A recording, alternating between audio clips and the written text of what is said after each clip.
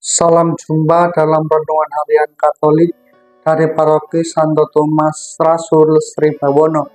Hari ini Kamis 21 Maret 2024. Kita akan merenungkan bacaan dari Injil Yohanes bab 8 ayat 51 sampai dengan 59. Saudara-saudari seiman, salah satu kecenderungan buruk manusia ialah salah persepsi menyikapi suatu hal dalam hidup. Persepsi merupakan pemahaman yang jelas dan dapat diterima oleh kedua belah pihak dalam pergaulan dan pembicaraan.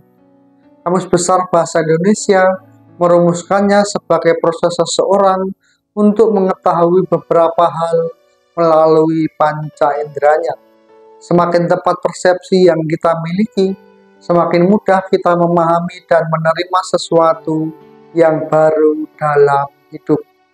Saudara-saudari seiman, dalam hidup beriman pun juga bisa terjadi demikian. Kaum Yahudi salah persepsi tentang Yesus. Walaupun Yesus sudah menjelaskan tentang identitasnya, tetapi mereka tetap tidak bisa memahami dan menerima, sebab mereka sudah punya persepsi yang berbeda sama sekali dengan Yesus.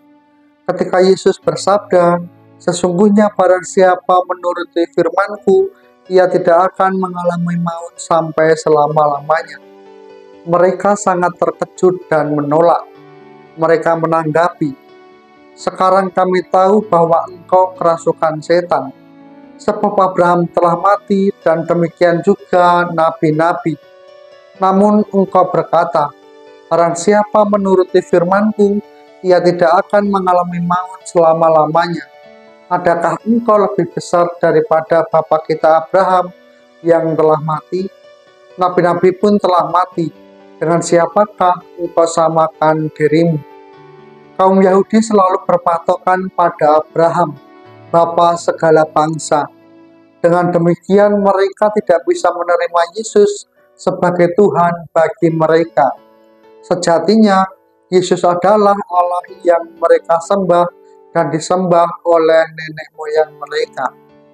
Maka Yesus mengatakan, "Aku berkata kepadamu, sesungguhnya sebelum Abraham jadi, Aku telah ada."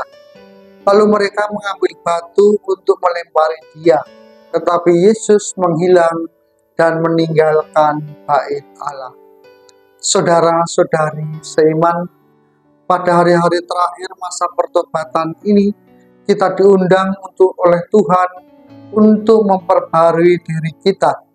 Pikiran dan hati kita perlu terus-menerus diubah oleh kasih Tuhan, sehingga semakin boleh memahami misteri kasih-Nya yang hadir di tengah kita. Dalam banyak peristiwa, kita sungguh mengalami kehadiran Tuhan yang menyelamatkan.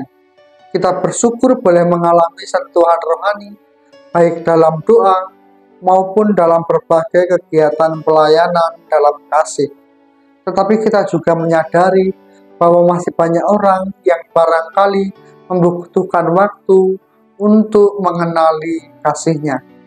Saudara-saudari seiman, memang salah satu kesulitan kita dalam memahami kehadiran Tuhan dalam hidup ialah persepsi yang seringkali kita bangun hanya sesuai dengan kemampuan kita.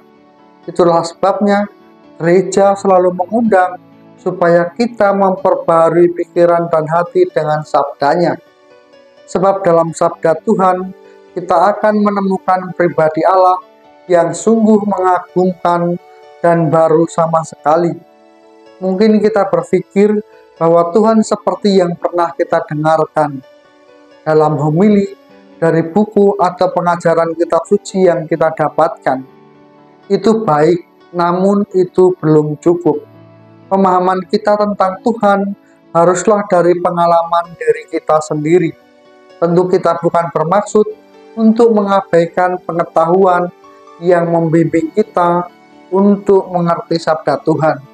Tetapi yang jauh lebih penting ialah pengalaman hati kita sendiri dengan Dia yang kita imani. Saudara-saudari seiman, apakah pikiran dan hati kita tidak bisa berubah? Sangat bisa. Kaum Yahudi sehari-hari bersama dengan Yesus, tetapi pikiran dan hati mereka tetap keras, tidak berubah. Mereka tidak bisa menerima Yesus sebagai Tuhan yang menyelamatkan. Kita juga bisa jadi sangat demikian. Kita mengikuti Yesus dalam gereja Katolik yang kudus. Bisa saja kita belum percaya sepenuhnya dengan penyelenggaraan ilahinya. Sikap apatis dan pesimis dan seringkali mengeluh dalam perjalanan hidup merupakan contoh dan wujud nyata dalam hidup kita. Lalu apakah pikiran hati kita bisa berubah? Sangat bisa.